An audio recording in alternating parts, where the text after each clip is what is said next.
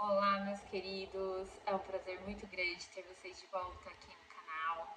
Em primeiro lugar, eu quero agradecer a cada inscrito, a cada comentário, a cada like deixado no primeiro vídeo. Muito obrigada a todos vocês. Eu estou muito feliz com a companhia, com a presença de todos aqui no canal. Eu espero continuar falando sobre assuntos que também interessem a todos vocês.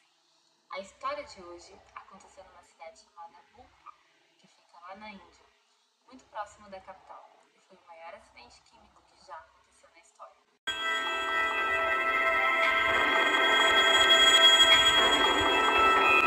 Bhopal é a capital do estado de Madhya Pradesh, na Índia.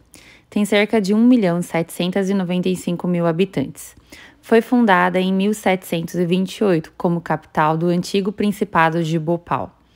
Seu clima é predominantemente continental, em que os verões são extremamente quentes e o inverno extremamente frio, chovendo moderadamente nas estações de chuva. A velha cidade de Bhopal inclui habitantes cuja região predominante é o Islã, e a mais nova Bhopal pode-se considerar demograficamente uma área verdadeiramente cosmopolita. Os principais idiomas são o hindu ou urdu e o inglês, e ainda há uma importante comunidade que fala a língua maratha. Na história de hoje, nós vamos falar sobre uma empresa que se chama Union Carbide Corporation. Ela recebeu este nome no ano de 1957 e ela é uma junção de 4 outras empresas. A Line Air Productions Company, que foi fundada em 1907, a National Carbon Company, fundada em 1899, a Pratt Oil Company, fundada em 1913, e a Union Carbide Company, fundada em 1898. Inicialmente, depois da junção dessas 4 empresas, ela recebeu o nome de Union Carbide and Carbon Corporation. E somente em 1957 ela passou então a se chamar Union Carbide Corporation. O foco principal dessa empresa era o fornecimento de gás hélio, ferro, zinco e carvão ativado para as Forças Armadas dos Estados Unidos da América. E após a Primeira Guerra Mundial, ela passou então a fornecer produtos ao consumidor, fornecendo então petroquímicos, gases industriais, plásticos, metais e produtos de carbono e eletrônicos e alguns artigos médicos. Essa empresa também foi um dos principais fornecedores de artigos para a fabricação da primeira bomba nuclear. E ela teve um crescimento muito grande, tendo até uma unidade em Cubatão, no litoral de São Paulo. Mas a unidade que iremos falar ficava em Bhopal, quase na capital da Índia, um país muito populoso. Esta unidade que iremos falar hoje foi fundada em 1969 e ela foi de grande importância para a Índia no momento que estava em grande crescimento populacional, porque essa unidade fornecia pesticidas, que era extremamente importante para o país na época, estava tendo um crescimento muito grande populacional e precisava então do controle de pragas para poder alimentar toda a população da Índia. Só que para a fabricação destes pesticidas, eram utilizados um produto químico muito perigoso, o isocianato de metila, que é o principal vilão da nossa história de hoje.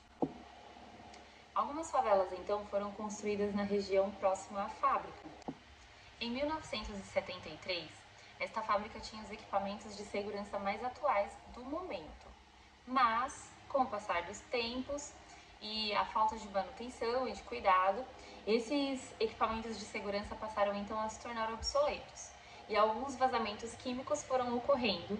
Inclusive, aconteceu um acidente 3 anos antes com um funcionário que estava dentro da fábrica, onde o isocianato de metila caiu no seu uniforme e, em meio ao desespero, ele correu para o chuveiro de emergência e tentou se lavar.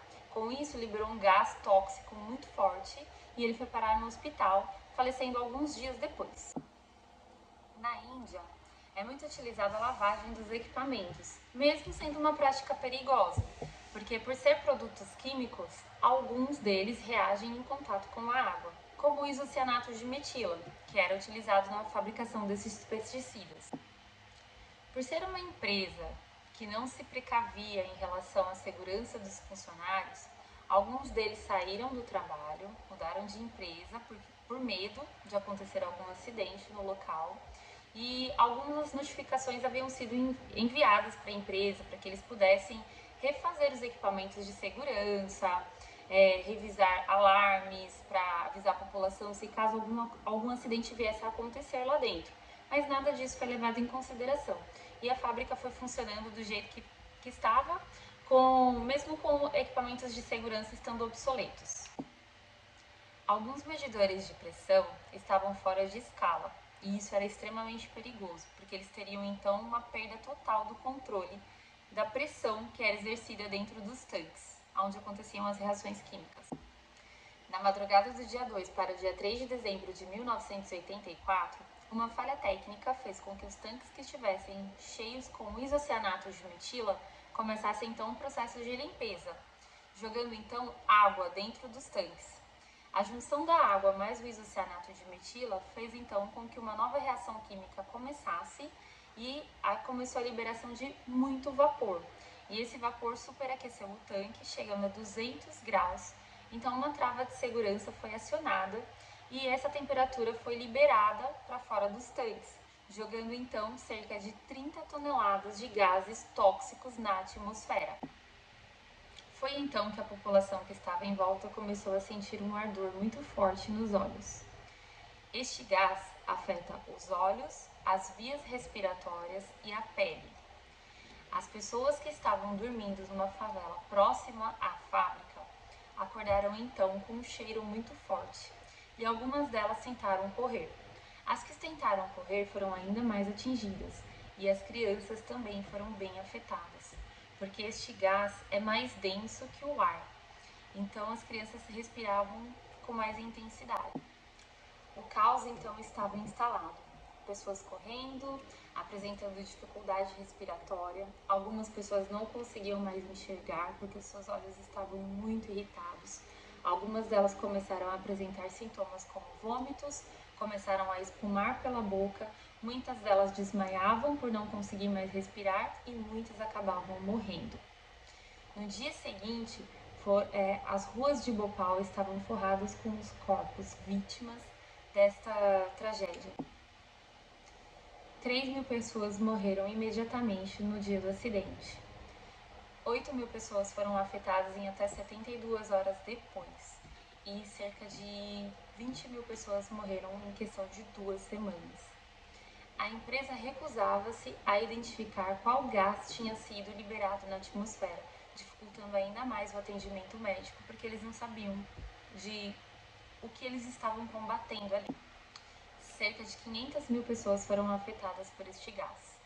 Muitas delas ficaram com deficiência visual, deficiência mental e as crianças que nasceram ainda, provenientes dessas pessoas que foram infectadas com este gás, ainda nascem com alguma deficiência.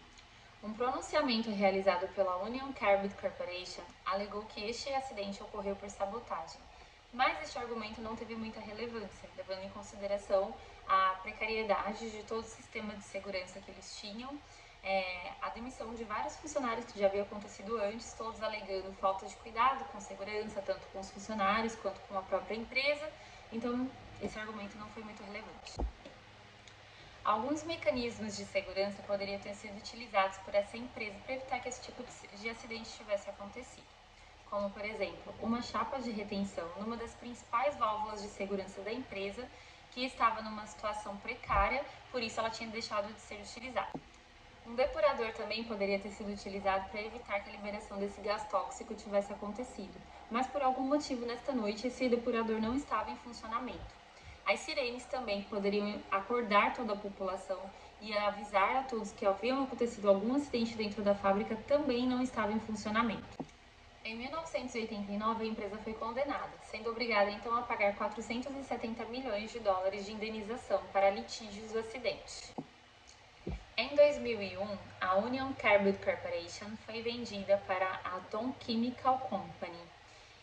Alguns funcionários foram condenados, inclusive o CEO da empresa naquele momento. Eles foram condenados a 10 anos de sentença de prisão e um pagamento de uma multa de 2.000 dólares. Em 2010, os processos foram arquivados. E após quase 40 anos do acidente, algumas famílias ainda lutam na justiça para receber os valores da indenização. Apenas 14% do valor foi pago, sendo equivalente a quase $100 por família indenizada. Isso daí é muito pouco. Muitas pessoas ainda têm problemas mentais, ficaram com sequelas visuais para todo sempre, e seus descendentes ainda nascem com sequelas, tudo por conta dessa contaminação dessa empresa química. E esse é o caso de hoje. Esse é um caso que me deixa muito triste, porque é um caso que aconteceu há muito tempo.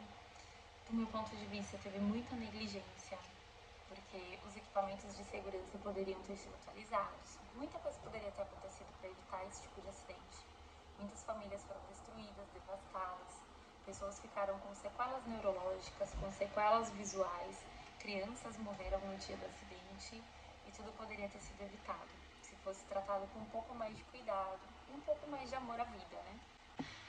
E essa é a história de hoje. Eu quero pedir para vocês colocarem aqui nos comentários a opinião de vocês, o que vocês acharam da história, o que vocês acharam que a empresa poderia ter feito para melhorar, para evitar que esse acidente tivesse acontecido, o que vocês acham que a empresa deveria fazer em relação aos familiares, em relação às pessoas que ficaram com sequelas, em relação às crianças que perderam suas vidas. Deixe seu comentário. Se você gostou do vídeo, deixa um likezinho para me ajudar bastante, que ajuda a divulgar o canal.